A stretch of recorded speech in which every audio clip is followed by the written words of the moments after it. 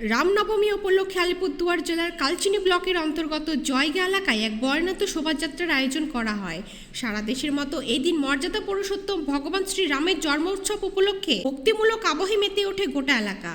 এই বিশাল শোভাযাত্রাটি ইস্কন জগন্নাথ মন্দির থেকে বের করা হয়, যেখানে হাজার হাজার ভক্ত অংশগ্রহণ করেন।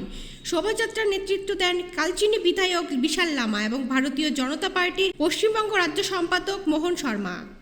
এই দিন বিপুল সংখ্যক ভক্ত গেরুয়া পতাকা হাতে জয় শ্রীরাম ধ্বনি তুলে রাস্তায় নেমে পড়েন। শোভাযাত্রার ভগবান শ্রীরামের মনোমুগ্ধকর ঝাঁকি বের করা হয়, যা উপস্থিত মানুষের মধ্যে বিশেষ আকর্ষণ সৃষ্টি করে। ভক্তদের সুবিধার্থে বিভিন্ন জায়গায় পানীয় জল এবং শরবতের ব্যবস্থাও করা হয়। এই উপলক্ষে বিধায়ক বিশাল লামা সকল এলাকাবাসীকে রামনবমীর শুভেচ্ছা এবং সমাজের শান্তি ও ভ্রাতৃত্ববোধ বজায় রাখার বার্তা দেন। देखिए अभी जितने भी राष्ट्रवादी राम भक्त यहाँ उपस्थित है और कई जो है अभी आ भी रहे हैं, तो आप देख ही रहे हैं राम का नाम देखिए बहुत बड़ी बात है। और आज राम नवमी है, सबको शुभकामनाएं, सबके लिए